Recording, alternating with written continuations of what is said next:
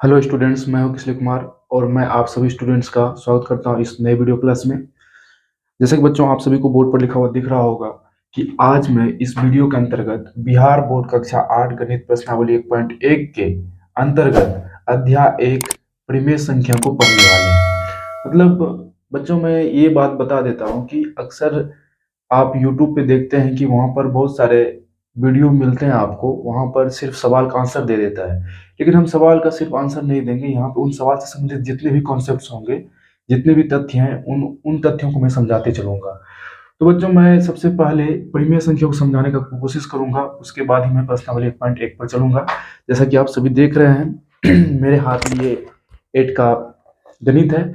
इन्हीं 8 का गणित में प्रश्नावली 1.1 के सारे क्वेश्चंस को सोल्व करने वाला हूं।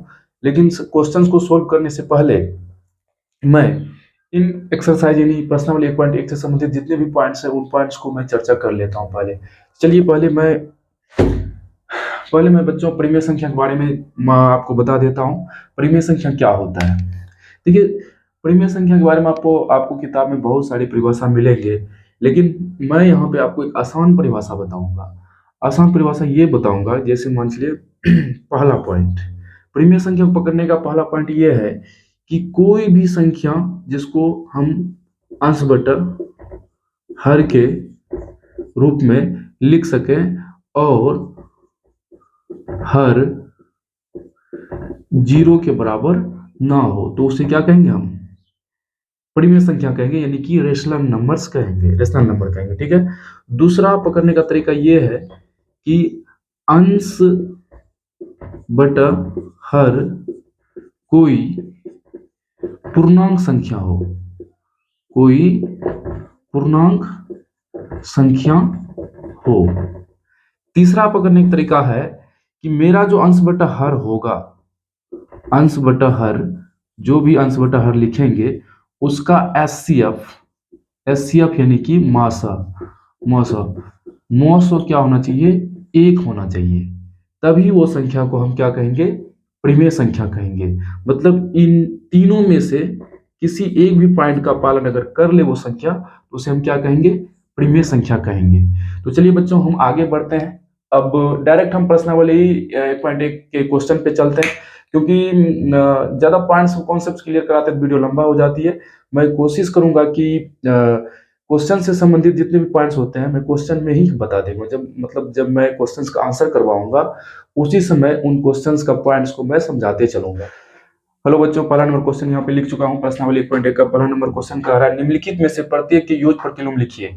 तो मैं यहाँ समझा देता हूँ योग प्रतिलोम क्या होता है। सवाल का आंसर देने से पहले मैं यहाँ समझा देता हूँ योग प्रतिलोम क्या होता है। योग प्रतिलोम को मैं यहाँ साइड में समझा देता हूँ। मान के चलिए अगर पूछे यहाँ पे 2/3 का योग प्रतिलोम क्या होगा। योग प्रतिलोम का मतलब है कि इन संख्या में यानी इन भिन्न संख्या में हम क्या जोड़ें जो मेरा आंसर 0 आएगा। तो जाहिर सी बात है कि 2/3 में प्लस 2/3 में माइनस 2/3 को जोड़ेंगे क्या आ जाएगा? 0 आ जाएगा। क्यों? क्योंकि प्लस 2/3 माइनस 2/3 करके क्या आ जाएगा? 0। तो बच्चों चलिए, मैं प्रश्नावली 1.1 का पहला नंबर का आंसर अब लिखता हूँ, आंसर बताता हूँ। जैसा कि आपको मैं समझा दिया हूँ कि योग प्रतिलोम क्या होता है। जैसे 2/3 का योग प्रतिलोम क्या हो जाएगा, यहाँ पे मैं आंसर लिख दे रहा हूँ। 2/3 का योग प्रतिलोम क्या हो जाएगा? 2/3 का योग प्रतिलोम हो जाएगा -2/3, और इसका हो जाएगा 25/9 का योग प्रतिलोम हो जाएगा -25/9, और इसका हो जाएगा -16 का योग प्रतिलोम हो जाएगा +16, और यानी -16 का योग प्रतिलोम हो गया 16, -15/8 का योग प्रतिलोम हो जाएगा +15/8। उसके बाद 0 का योग प्रतिलोम 0 ही होगा। -5/7 का योग प्रतिलोम क्या होगा? -5/-7, ये माइनस माइनस कैंसिल हो जाएगा तो क्या हो जाएगा? +5/7 हो जाएगा। इसका योग प्रतिलोम हो जाएगा -5/7। क्यों? क्योंकि माइनस माइनस तो कैंसिल हो गया और ये क्या बन गया? प्लस। तो कोई भी चिन्ह अगर प्लस में तो उसका योग प्रतिलोम क्या आएगा? माइनस में आएगा। तभी ना दोनों को जोड़ने के बाद आंसर 0 आएगा। उसी प्रकार से यहाँ देखिए, इसका योग प्रतिलोम हो जाएगा 13/5, और इसका योग प्रतिलोम हो जाएगा 2/15। उम्मीद करता हूँ कि आप समझ चुके होंगे, इसको नोट कर लीजिए। तो बच्चों, मैं प्रश्नावली 1.1 का दूसरा नंबर क्वेश्चन यहाँ पे लिख चुका हूँ। निम्नलिखित सारणी के खाली स्थान को भरिए। यहाँ पे इन संख्या का, ऊपर में जो संख्या दिए गए हैं उन संख्या का गुणन प्रतिलोम लिखने के लिए बोल रहा है। यहाँ पे आप देख पा रहे हैं कि यहाँ पे पहला का जो -13 है, -13 गुणन प्रतिलोम यहाँ पे सवाल में बता रहा है कि 1/-13। तो गुणन प्रतिलोम का मतलब क्या होता है? जैसे मान के चलिए -13 के नीचे कुछ नहीं तो 1 है। अब इसका गुणन प्रतिलोम क्या हो गया? 1/-13। तो इसको आपस में गुणा कर देने पे, मतलब गुणा करने पर आंसर क्या आना चाहिए? 1 आना चाहिए। 1 आना चाहिए, मतलब कि बोला जा रहा है कि इस भिन्न संख्या में ऐसा कौन सा भिन्न संख्या से गुणा करें जिसको घटाने उठाने के बाद आंसर क्या आना चाहिए? 1 आना चाहिए। तो निश्चित तौर पे क्या करेंगे? अंश और हर को चेंज कर देंगे तो आंसर मेरा 1 आ जाएगा। 5/4 को 4/5 से गुणा करने पर आंसर क्या आ जाएगा? 1 आ जाएगा। तो वही बिल्कुल लिखने के लिए बोल रहा है, बहुत आसान है। उम्मीद करता हूँ कि आप खुद से कर लेंगे। जैसे 5/4 का गुणन प्रतिलोम क्या हो जाएगा? 4/5। 4/7 का गुणन प्रतिलोम क्या हो जाएगा बच्चों? -7/4। अब देखिए, ये माइनस माइनस झूठ मूठ का भ्रमित करने के लिए दिया है। आप इसको माइनस माइनस को कैंसिल कर दें, ये 5/8 दिखाई दे रहा है। तो 5/8 का गुणन प्रतिलोम क्या हो जाएगा बच्चों? 8/5। देखिए -1/1 के नीचे कुछ नहीं तो 1 छिपा हुआ है। -1/1 का गुणन प्रतिलोम क्या हो जाएगा? 1/-1। उम्मीद करता हूँ कि आप समझ चुके होंगे। इसको नोट करना चाहते हैं आप नोट कर लीजिए। तो बच्चों, मैं प्रश्नावली 1.1 का तीसरा नंबर क्वेश्चन लिख चुका हूँ यहाँ पे। उचित गुणधर्मों के उपयोग से निम्नलिखित का मान ज्ञात कीजिए। मतलब गुणधर्म अपनाने के लिए बोला है, वितरण नियम, सहचर नियम, कोई भी गुणधर्म। मतलब यहाँ पे बोला नहीं कि आप वितरण नियम से ही निकालिए, मतलब बोला उचित गुणधर्म, मतलब जो आपको उचित लगे, जो सा कोई भी गुण, जो गुण आपको उचित लगे उन गुण के माध्यम से इसका आंसर निकालना है। तो चलिए आप अपने मन से निकालिए। अगर आप खुद से नहीं निकाल पाएंगे तब आप वीडियो का सहारा लीजिए। हम बार बार बोलते हैं कि सबसे पहले आप खुद से ट्राई करें, जब खुद से नहीं बने तब वीडियो का सहारा लें। तो यहाँ पे हम इसका मान निकालने जाएं तो देखिए यहाँ पे इसका हर और इसका हर, और इसका हर दोनों समान है। तो समान हर वाले को एक जगह कर लेते हैं। जैसे यहाँ पे देखिए 4/3 और यहाँ पे प्लस -2/3, इसको ब्रैकेट के अंदर बंद कर लेते हैं। फिर बीच में प्लस है तो प्लस दे देते हैं, बीच में प्लस है तो प्लस। अब देखिए यहाँ पे 5 सेम है, मतलब जहां पर भी, मतलब इन दोनों भिन्नों का हर समान है तो क्या कर लेंगे? एक जगह लिख लेंगे। 3/5 और प्लस -11/5। अब इसको हल कर लेंगे तो आसानी से आंसर आ जाएगा। चलिए देखिए यहाँ पे 3 का एलसीएम क्या हो जाएगा? 3 हो जाएगा। 3 का एलसीएम क्या हो जाएगा? 3 हो जाएगा। 3, देखिए एलसीएम अगर भिन्न का जोड़ नहीं बनाना, मतलब आपको नहीं आता है भिन्न का जोड़ कैसे बनाता है, तो मैं उनके लिए एक अलग से वीडियो बना दूंगा, जल्द ही इसी चैनल पे अपलोड कर दूंगा। तो चलिए यहाँ पे सबसे पहले क्या करते हैं? हर का एलसीएम निकाल लेते हैं। भिन्न का जोड़ बनाने के लिए हर का क्या करते हैं? पहले एलसीएम निकाल लेते हैं। 3 का एलसीएम 3 ही होगा। अब देखेंगे कि ये 3 में 3 कितना बार मिलता है? एक बार में। तो इसके हर को 1 से गुना कर देना। 4 × 4, फिर बीच में प्लस है तो प्लस। यहाँ पर भी 3 में 3 कितना बार में मिलेगा? एक ही बार में मिलेगा। तो +1 गुना -2 करेंगे तो आंसर आएगा -2। इसको भी ब्रैकेट के अंदर बंद कर देंगे। बीच में प्लस है तो प्लस। 5 कैल्शियम क्या आएगा? 5 ही आएगा। बीच में प्लस है तो प्लस, यहाँ ब्रैकेट बंद कर लेते हैं।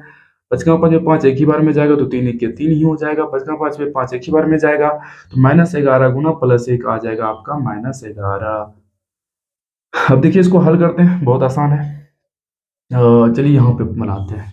यहाँ पे तो देखिए यहाँ पे 4 प्लस गुना माइनस, यहाँ पे कुछ नहीं तो गुना है, प्लस गुना माइनस क्या हो जाएगा? माइनस। यहाँ पे हो जाएगा माइनस -2/3। फिर से इसको ब्रैकेट के अंदर बंद कर लेते हैं। बीच में प्लस है तो प्लस।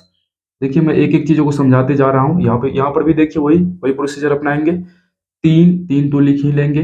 प्लस गुना माइनस क्या आएगा? -11/5। इसको ब्रैकेट के अंदर बंद कर लेंगे। अब देखिए क्या करेंगे? +4 में -2 जाएगा तो बचेगा +2/3। बीच में प्लस है तो प्लस। +3 में -11 जाएगा तो यहाँ पे आएगा मेरा -8/5। -8/5 आ गया। अब क्या करेंगे? 3 और 5 कैसे हम निकालेंगे? 3 और 5 दोनों क्या है? आभाज्य संख्या। जहां भी अगर हर में दो भिन्न और दोनों भिन्न का हर अभाज्य हो तो डायरेक्ट गुना कर देते, एलसीएम नहीं निकालते। 3×5 = 15 हो जाएगा। बीच में प्लस है तो प्लस। अब देखिए 3 का 3 में 15 कितना बार मिल जाएगा? 3×5 = 15, 5 बार में 5 दूना 10 हो जाएगा। 5 × 15 यानी कि -8 गुना +3 हो जाएगा तो क्या हो जाएगा? -24। अब देखिए यहाँ पे जैसे यहाँ पे देखिए ये 10 प्लस में है, 24 माइनस में है, तो यहाँ पे माइनस वाला संख्या क्या है, बड़ा, तो घटाने के बाद जो भी आएगा वही, मतलब जो बड़ा संख्या में चिन्ह लगा हुआ है वही आंसर में चिन्ह लगेगा। देखिए +10 में, ऐसे चलिए एक स्टेप और बढ़ा देते हैं, 10 प्लस गुना माइनस क्या हो जाएगा, -24 होगा बटा 15, तो बराबर देखिए क्या हो जाएगा, +10 में -24 जाएगा तो बच्चों क्या आ जाएगा, -14 बटा 15, यही आपका क्या हो जाएगा आंसर। उम्मीद करता हूं कि आप सारे पॉइंट्स को समझ चुके होंगे। अगर आप इन पॉइंट्स में कहीं भी कोई भी कंफ्यूजन होगा तो आप कमेंट्स कीजिएगा, मैं उस कमेंट्स का जरूर जवाब दूंगा। तो बच्चों मैं यहाँ पे प्रश्नावली 1.1 का तीसरा नंबर का 3 का 2 नंबर क्वेश्चन यहाँ पे लिख चुका हूँ। इसको सोल्व करने का कोशिश कर रहा हूँ मैं। चलिए आइए मेरे साथ सोल्व कीजिए, पहले खुद से ट्राई कीजिए, तब जाकर आप वीडियो का सहारा लें। खुद से नहीं बने तभी वीडियो का सहारा लें। चलिए तो यहाँ पे सबसे पहला काम मेरा ये होगा कि यहाँ पे अगर जो कहीं भी अगर कुछ कटने वाला दिखाई दे रहा है तो पहले हम कटा लेते हैं, क्योंकि कटाने से क्या हो जाएगा, मेरा जो है ना जो अगला मतलब कैलकुलेशन जो होता है इजी हो जाता है, सवाल बनाने में भी समय कम लगेगा। देखिए 3 इक्के 3, 3 दूना 6, क्योंकि भिन्न का गुना हम कोना कोनी कटाते हैं। अब देखिए और इसमें भी 2 इक्के 2, 2 सत्ता 14 कट गया। इन भिन्न में तो कुछ कटने वाला है नहीं, तो क्या करेंगे इसमें 2 दिया 6, यहाँ पे +2 गुना -3 करेंगे तो क्या आ जाएगा, -6 बटा 7 बचा 35, ठीक है।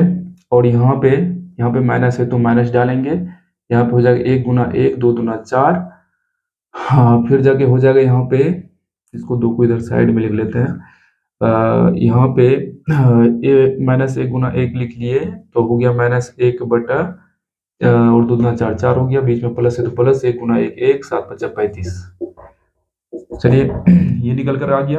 अब इसको सोल्व कर लेते हैं, सोल्व कर लेंगे तो आंसर आ जाएगा मेरा आसानी से। तो देखिए अब इसका एलसीएम निकालना, देखिए 35 का एलसीएम तो 35 ही होगा, और इसमें क्या कर देंगे 4 से गुना कर देंगे, तो देखिए क्या हो जाएगा, 4 पंचा 20 का 0 हासिल 2, 4 पंचा 20, 4 पंचा 20, 20 का 0 हासिल 2, 4 12 2 14, यानी कि 140 हो गया। देखिए हम यहाँ पे अगर आपको समझ में नहीं आया तो हम यहाँ पे चलिए साइड में इसका एलसीएम निकाल के बता दे रहा हूँ। 35 4 35 का एलसीएम 140 कैसे है वो बता देता है। तो यहाँ से क्या करेंगे, सबसे पहले हम यहाँ पे 7 से भाग कर देते हैं, 7 पचा 35, 4 7 पचा 35, फिर 5 से जाएगा, 5 इक्के 5, 4 5 इक्के 5, ठीक है। तो गुना करेंगे, यहाँ पे कोई जरूरी नहीं कि आप कुछ स्टूडेंट कमेंट करेंगे कि सर पहले 5 से आप क्यों नहीं इसमें लगाए भाग, तब बाद में 7 से लगाते, इसमें कोई मैटर नहीं, आंसर वही आएगा।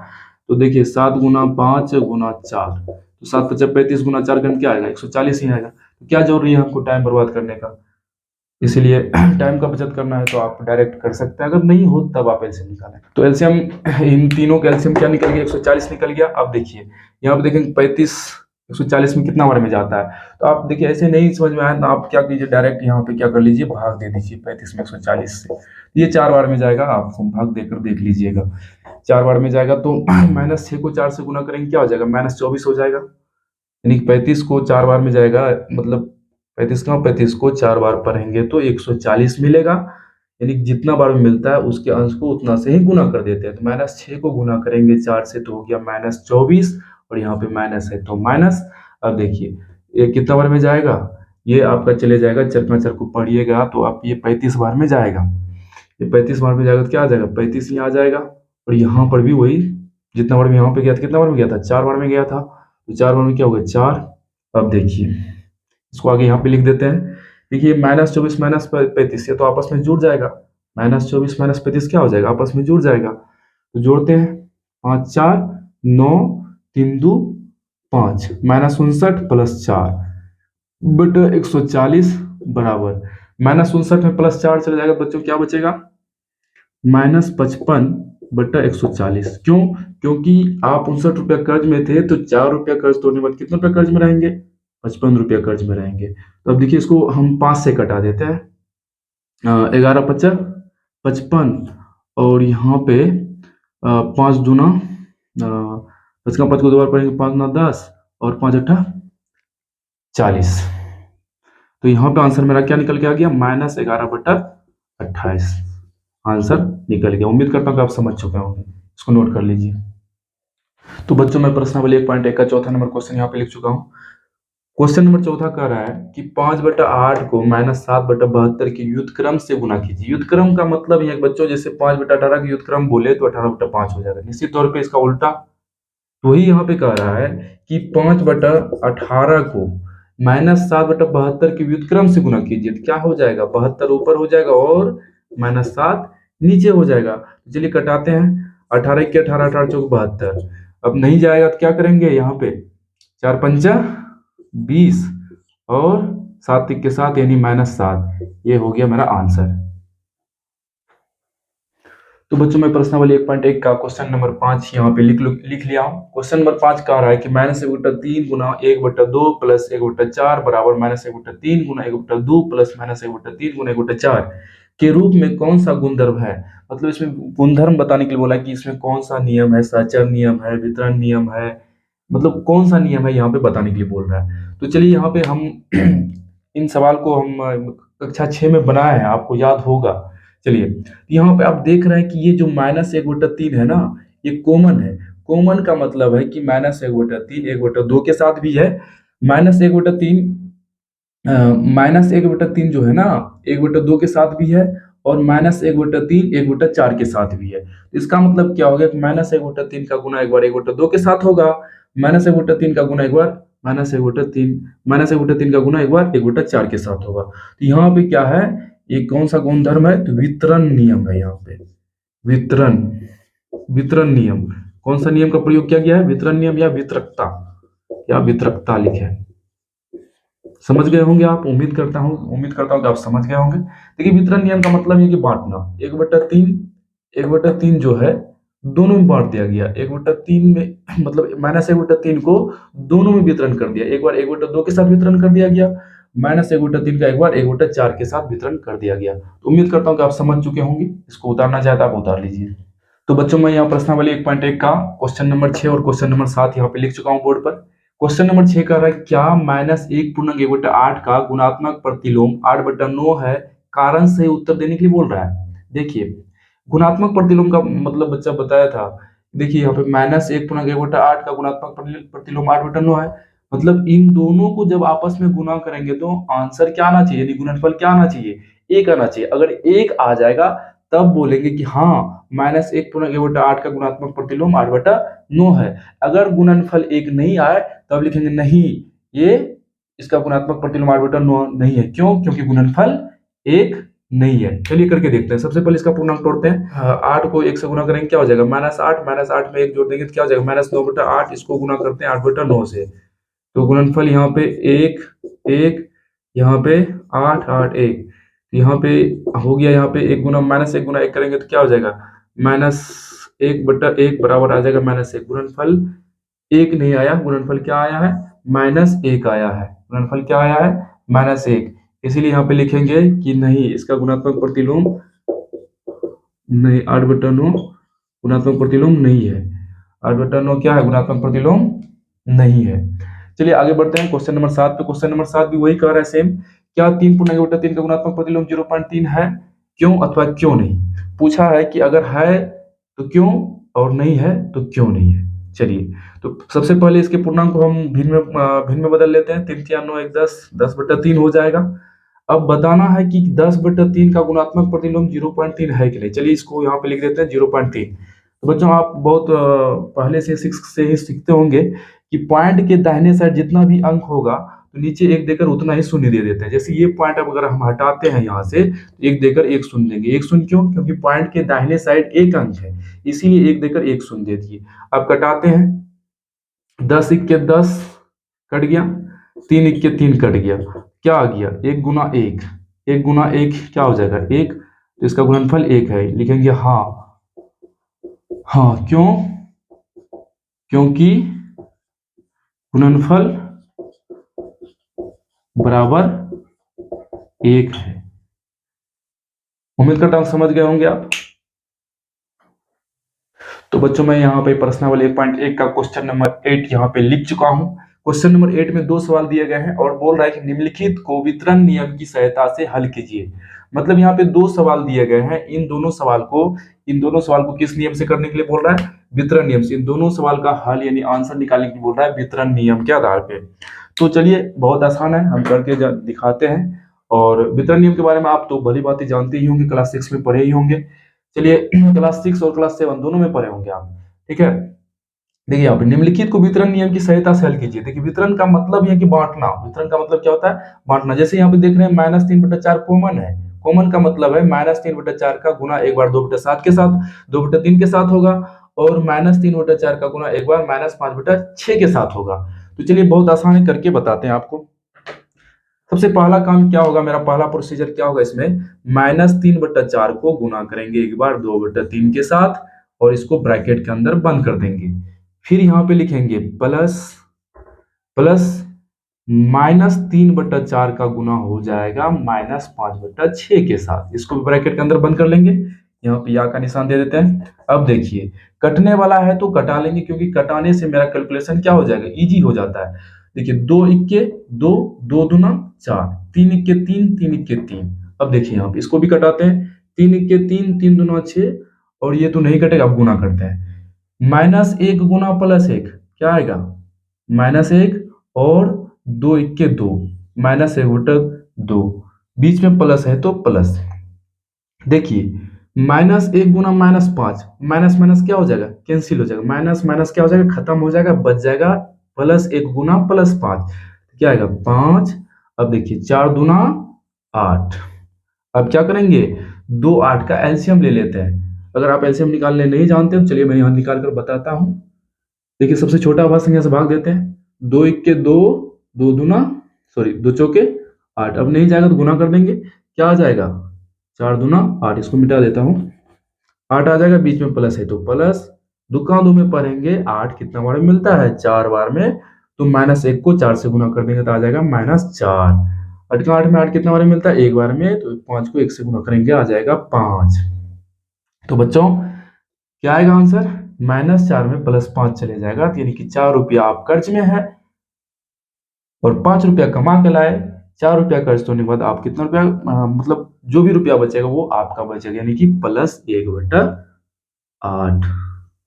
यही हो जाएगा आपका आंसर, नोट कर लीजिए।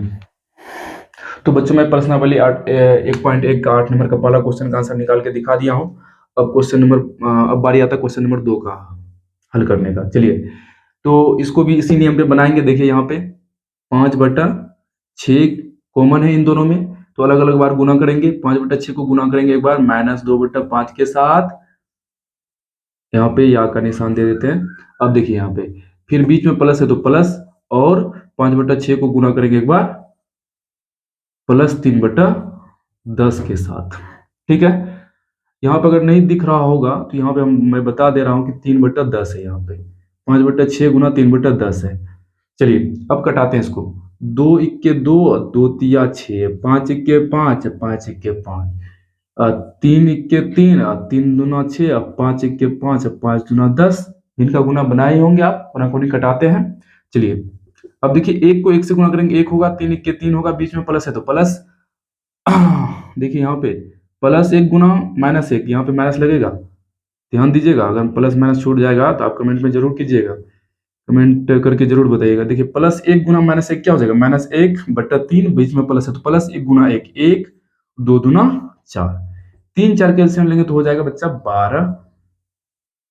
3 का 3 को पढ़ेंगे 12 कितना बार में मिल रहा है, 3 का 3 को 12 पढ़ेंगे 4 बार में, 3 का 3 को 3 चौके 12, -1 गुना 4 करेंगे तो आ जाएगा -4, और यहाँ पे 4 का 4 को 3 बार पढ़ेंगे तो 12 मिलेगा, 3 इक्के 3, बीच में प्लस है तो प्लस। अब देखिए -4 में +3 जाएगा तो बच जाएगा -1/12। ये मेरा आंसर निकल गया। उम्मीद करता हूँ कि आप समझ गए होंगे। अगर अभी भी समझ में नहीं आया होगा तो आप कमेंट कीजिएगा, मैं फिर से इस सवाल से संबंधित एक वीडियो बना दूंगा। तो बच्चों मैं यहाँ पे प्रश्नावली 1.1 का अंतिम क्वेश्चन नंबर यहाँ पे लिख चुका हूँ। यहाँ पे अंतिम यानी कि 9 नंबर क्वेश्चन बोल रहा है कि निम्नलिखित कॉलम ए को कॉलम बी के उचित नियम से मिला है। आपके गणित में लिखा होगा वहां पे नियम, क्योंकि अगर सारे नियम को हम यहाँ पे लिखेंगे तो वीडियो काफी लंबा हो जाएगा।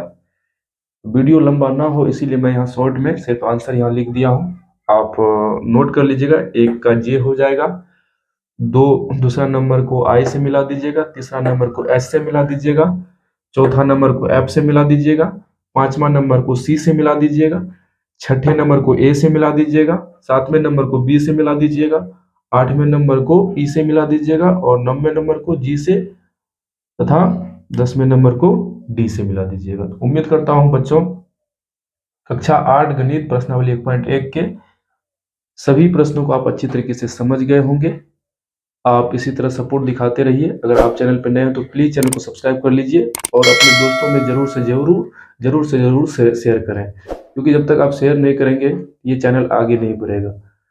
विदाउट आपके हेल्प से आगे नहीं बढ़ सकते। प्लीज बच्चों आप सभी मदद करें और हम आप लोगों के लिए जितना से जितना ज़्यादा हो सके मैं मेहनत करता रहूँगा।